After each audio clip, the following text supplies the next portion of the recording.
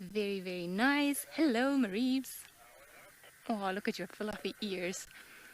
He is very sleepy, very excited. I'm actually almost shaking. I'm so excited to see him. I think the last time I saw him was, months ago. So it's actually pretty exciting to know that he's still around. Very much like his mother and sisters before him, enjoying the Chitwa area. Potentially even his father. I don't know. But I think your dad does come around this area, your potential suspected father. Oh. Hi, cat. Oh, very nice to see you. Very, very nice. Buddy, he just seems to be a little bit hot. He got up earlier and then was walking, and there are some impala that are actually not too far from where he is. So I think he hasn't broken cover because he might have some sneaky cat intentions. Might be hungry, might try for the impala a little bit later on, but he doesn't seem too interested in it. I mean, look at that.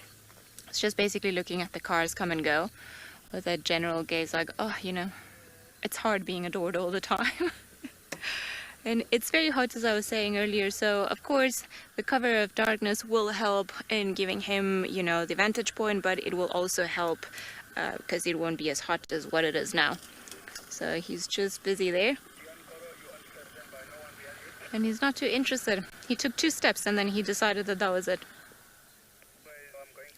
You could also go and I'm going to turn the radio down.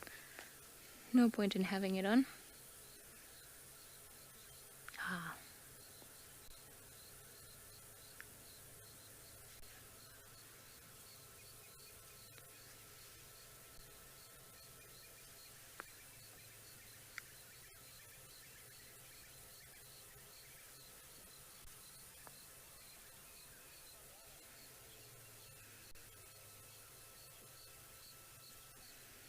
Lauren, you say that every time that you see Maribye, he seems so much bigger. Well, he's definitely bigger than the last time that I saw him. He's not done growing yet. Still got a couple of good years for him to grow and turn into a big male dominant leopard. Hopefully you will see him make it into that. And then going back to our previous conversation about, how successful certain female leopards are and so on. So Shreya, thank you for sending the information. And I actually should have thought of that, but, I did not. So thank you for that. So the female that used to roam in the area that I was talking about earlier was Saseka, which was Safari's sister, and Safari was Karula's mom. Karula was Tandi's mom. Tandi was the mom of this individual that we're looking at here. So we're all still connected. And Saseka also managed to raise 2 cubs to adulthood. I know... Oh, I forgot now. My brain is having a bit of a warp. So she had 2 cubs. Nyeleti was the one that I couldn't remember, and Salaesh, which I personally knew. And Salaesh was a very cool leopard.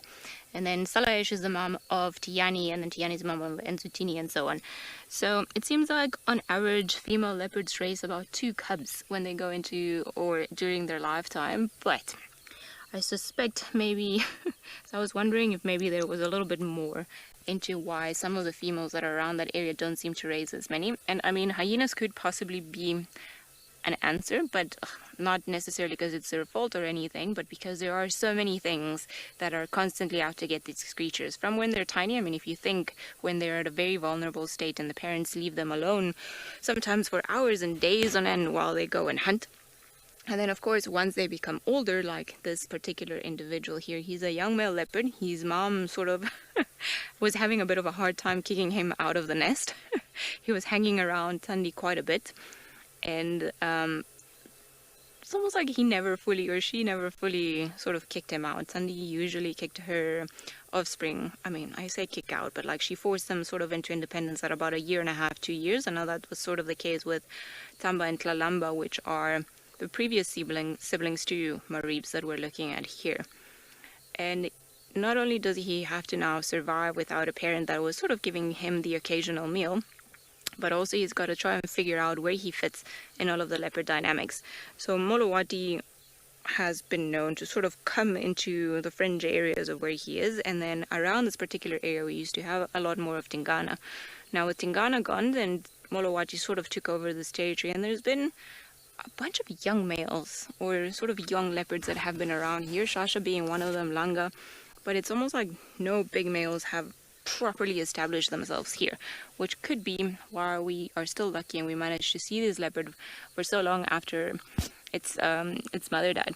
Because one thing we were saying earlier is that in general the young male cubs, or the male cubs in general, they are forced to disperse, and they generally tend to go into areas where they weren't born into. It's a bit of a natural situation that happens, plus a bit of encouragement from parents and other adults in the area. But Maribye hasn't really had a reason to leave. I mean, at one stage, I think there was Maribye, Tsemba, which was Kuchava's older son, and Shasha. And now Shasha's gone. Tsemba, I don't actually know what the last update on Tsemba was. And then we've got Maribye here. So it's actually quite fascinating to think about where they've gone and where they've been, and how interlocked they all are. So thank you, Shreya, for sending that information. That is actually quite fascinating.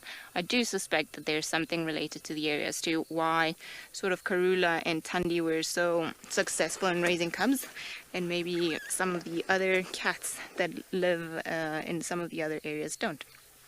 Anyway, I've waffed up and about leopards. Thank you everyone for putting up with me, but let's head over to Kelly, see how the hyenas are doing.